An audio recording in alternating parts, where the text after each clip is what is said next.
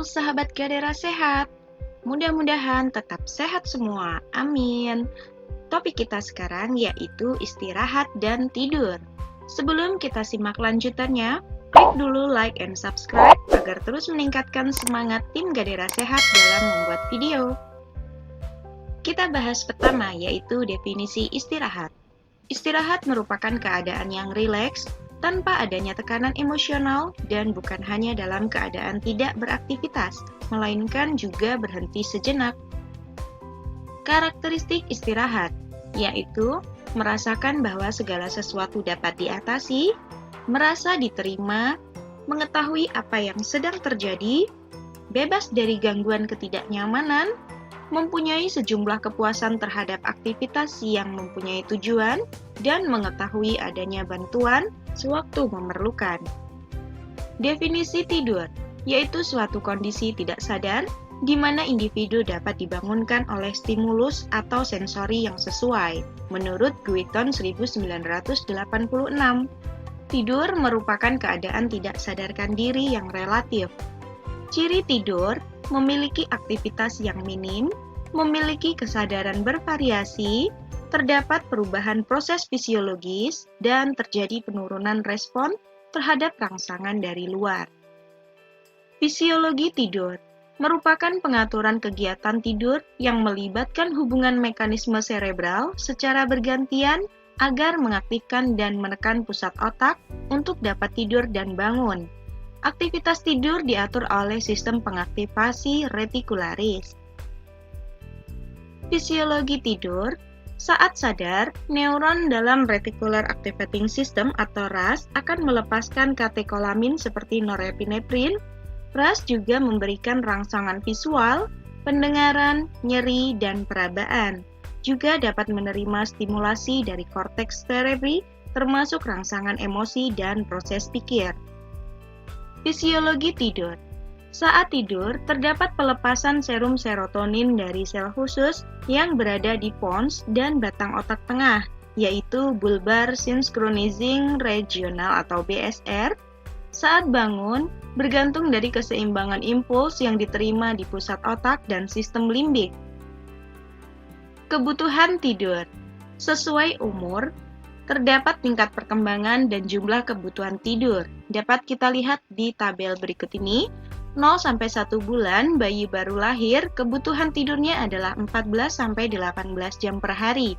Usia 1-18 bulan, tingkat perkembangan masa bayi, jumlah kebutuhan tidurnya adalah 12-14 jam per hari.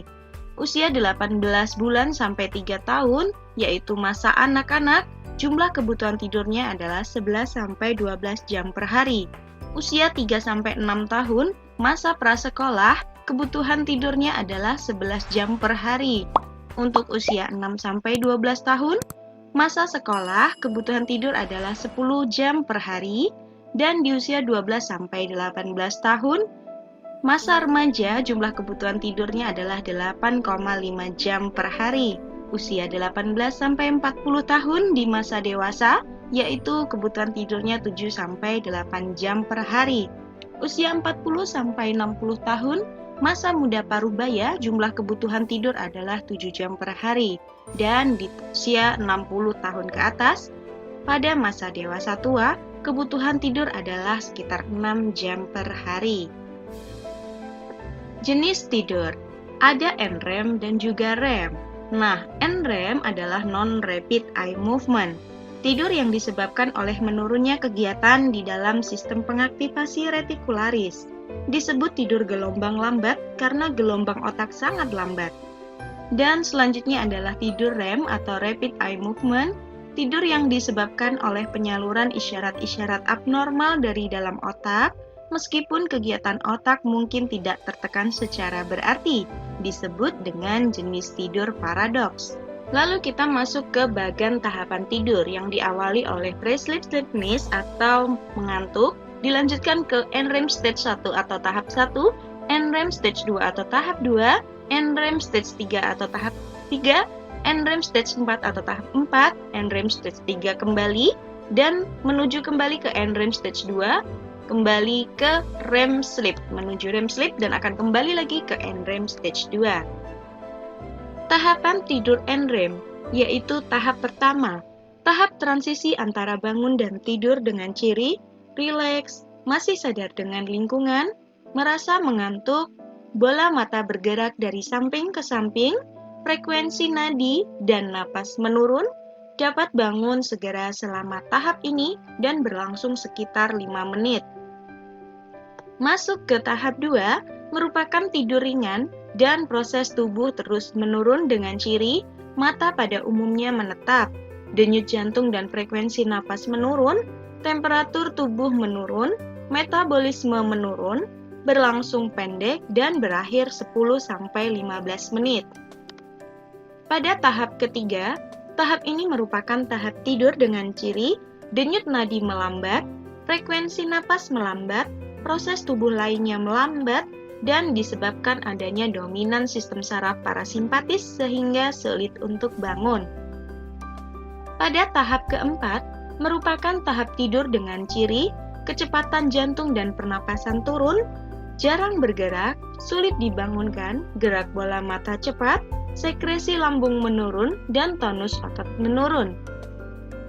Tidur paradoks atau REM berlangsung pada tidur malam yang terjadi selama 5-20 menit, rata-rata timbul 90 menit, dan pada periode pertama yaitu 80-100 menit.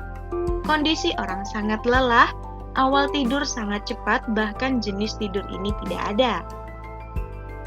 Ciri-ciri tidur REM biasanya disertai dengan mimpi aktif, lebih sulit dibangunkan daripada selama tidur nyenyak NREM, tonus otot selama tidur nyenyak sangat tertekan, menunjukkan inhibisi kuat proyeksi spinal atas, sistem pengaktifasi retikularis. Frekuensi jantung dan pernapasan menjadi tidak teratur. Pada otot perifer terjadi beberapa gerakan otot yang tidak teratur.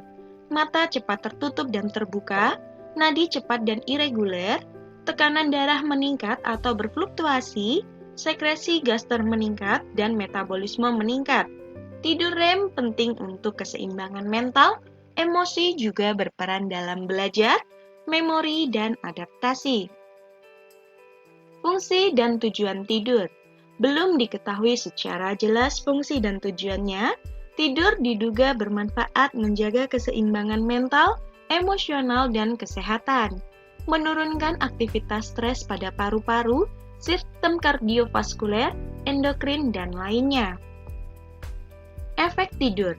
Yang pertama, efek tidur adalah pada sistem saraf yang diperkirakan dapat memulihkan kepekaan normal dan keseimbangan di antara berbagai susunan saraf.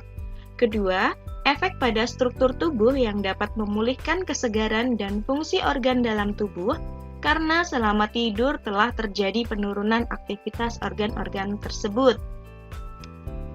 Faktor-faktor yang mempengaruhi tidur yaitu penyakit, latihan dan kelelahan, stres psikologis, obat, nutrisi, lingkungan, dan motivasi.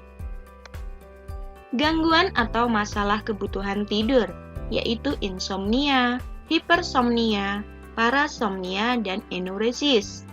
Insomnia merupakan suatu keadaan yang menyebabkan individu tidak mampu mendapatkan tidur yang adekuat, baik secara kualitas maupun kuantitas, sehingga individu tersebut hanya tidur sebentar atau susah tidur. Insomnia terbagi menjadi 3 jenis. Yang pertama adalah inisial insomnia, yaitu ketidakmampuan mengawali tidur. Yang kedua adalah intermittent insomnia, yaitu ketidakmampuan tetap tidur karena terbangun pada malam hari.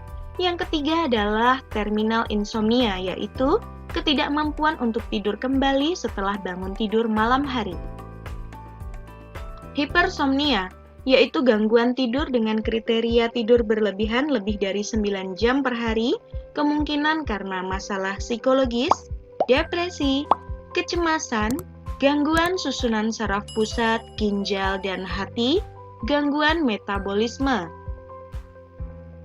Parasomnia merupakan kumpulan beberapa penyakit yang dapat mengganggu pola tidur, misal somnambulisme atau berjalan-jalan dalam tidur, yang banyak terjadi pada anak-anak yaitu pada tahap 3 dan 4.